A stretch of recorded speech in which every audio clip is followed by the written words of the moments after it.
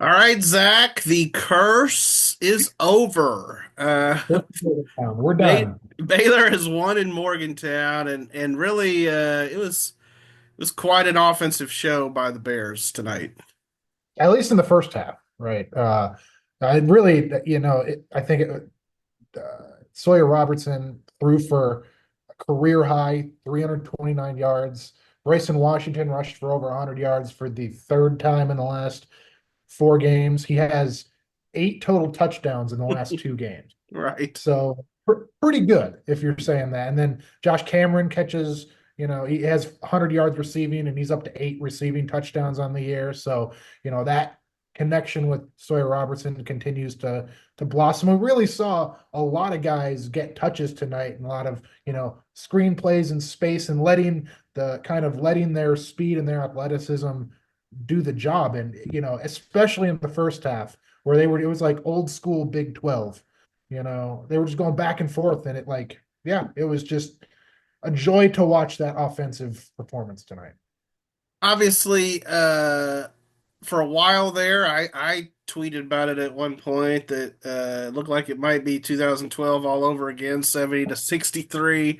Uh, it wasn't quite that level, but certainly West Virginia was able to put up some points too. Yeah, and I think if there's one negative, there's not a lot of negative right now with Baylor, especially just overall the vibes are very high. But if there is one negative, the secondary is like Swiss cheese, and Hmm. it was even thinner tonight. Carl Williams didn't play today. Uh, you know, Chateau Reed didn't play today.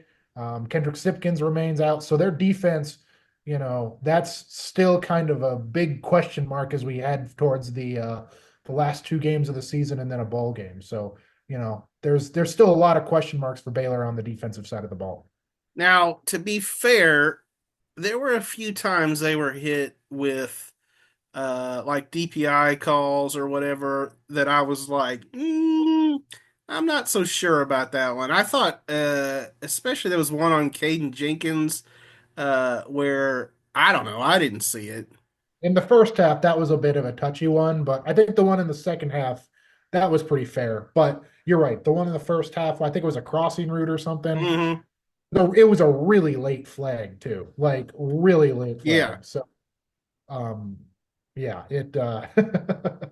you're right. You're right. So that you're right. It was kind of the refs working against them in some degree, but I still think the defense needs to take a step if they want to, I don't know, push towards anything more than a bowl game. Gotcha. Yeah, but speaking of bowl game, I mean, obviously they clinched that tonight. And before we get any further, I would say let's just talk about. So you have a story up now on WacoTrib.com about Dave Aranda officially coming back for 2025. You got that from Baylor. Um, we said it, bowl or bust. They're gonna go bowling, and you know, it's pretty incredible what has happened over the last month with Dave Aranda and this program. And like to his credit, to the players' credit, like I really think you have to still kind of look at this season as a whole. Yes, the last month has been great, and they've been putting four quarters together, or you know, as much they've been putting more games together. But like there was as bad as the vibes were over the first six games or so, like you saw flashes and they said we know what we have here, and obviously they know what they were looking at because they were right. And so like you looking back, like that Colorado game, the BYU game, like yes, those were disappointing in the moment, and I think everything we said then about Dave Aranda being on the hot seat and everything was fair. Hmm. But he had belief, they had proof, some proof, and the players believed. And so I think you don't have this month without those first six games. And I think that's really what has shown itself tonight. And yeah, Dave Aranda's back. I think everybody in that locker room was celebrating yes, they're going to a bowl game, but they're getting their coach back. And they have another like like some confidence that he's going to be sticking around. So I think they were happy in that locker room for more than one reason tonight. Yeah, and good for Dave, good for the players. We'll have to see what bowl it will be. I know you were texting Steve Boggs and I that you were holding out hope for the Hawaii Bowl. I'm not so sure Not about going to that. happen. No, I'm not so sure about that. There was But a you there was know, a rep from uh, the Liberty Bowl here in yeah, Memphis. yeah. So that's one against the SEC. I've seen them mocked to the Rate Bowl in Phoenix against a Hmm. Big Ten team. I mean, there's a chance if Michigan State wins out now, we get Baylor, Michigan State in the Rate Bowl. I don't want to bring up the Cotton Bowl, but call it the Zach Smith Bowl at that point. Absolutely. So you know, I think 8-4 is very, very doable at this Yeah. point. Um, you know, you mentioned the defensive struggles, and certainly that's something that still has to be cleaned up. It's something that I wrote about this week. Um, Even in the midst of their winning, they've still had some defensive lapses and some tackling issues and things like that. Uh, but you go to Houston next week.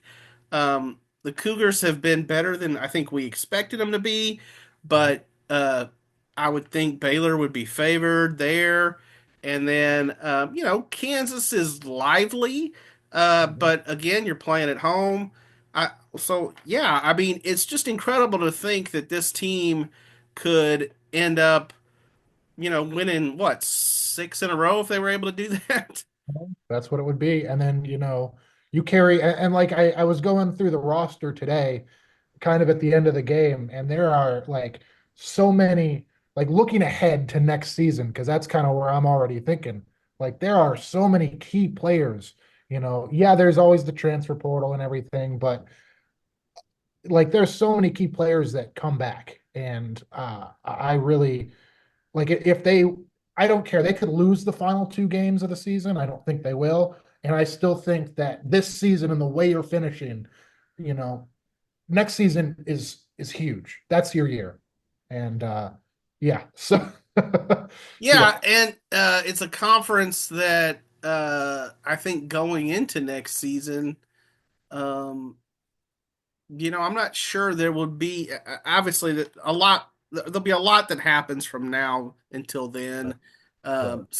But I mean, if I'm just looking at it today, I look at the next year's Big 12 a lot like this year's Big 12, in that I think it's a pretty jumbled mess Right. for the most part. I mean, you got BYU at the top this year, but why could not Baylor be at the top next year? I mean, I Yeah. I think Yeah. it's within the realm of possibility.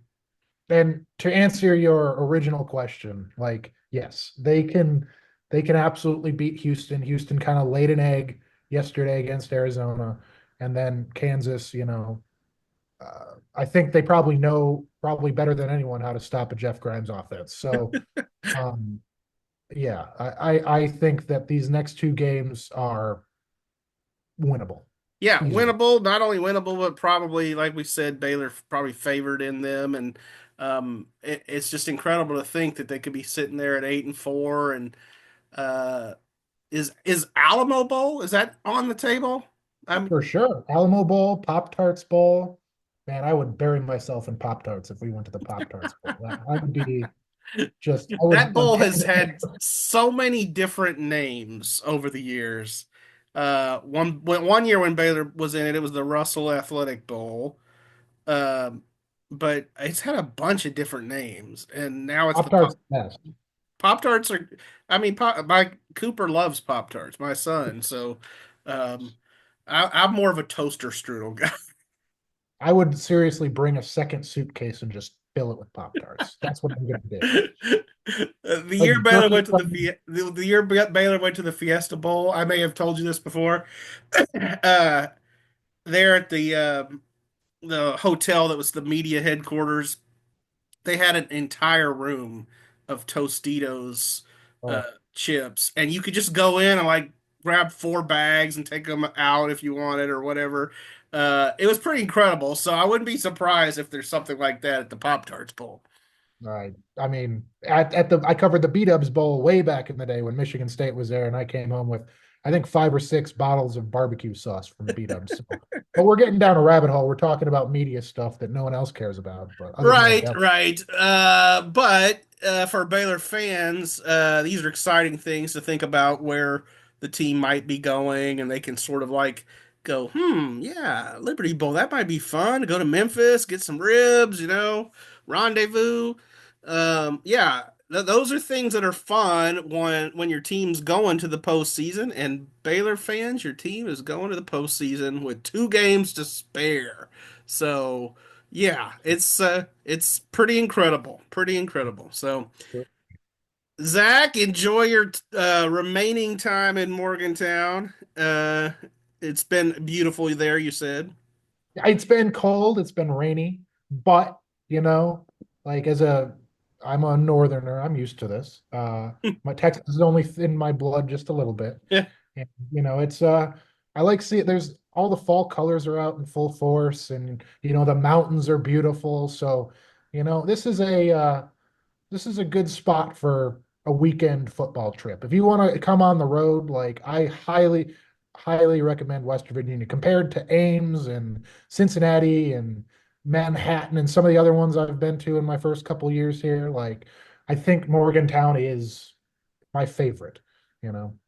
Yeah, it's I mean, I think again I mentioned to you that one time John Werner and I were there covering a game and just driving through the country roads, listening to country roads was an experience in itself. So pretty I cool, asked all the people that cover West Virginia. I was so excited to hear the stadium sing Country Roads, but I right? didn't get to hear it because West Virginia didn't win. So, I thought they did it win or lose.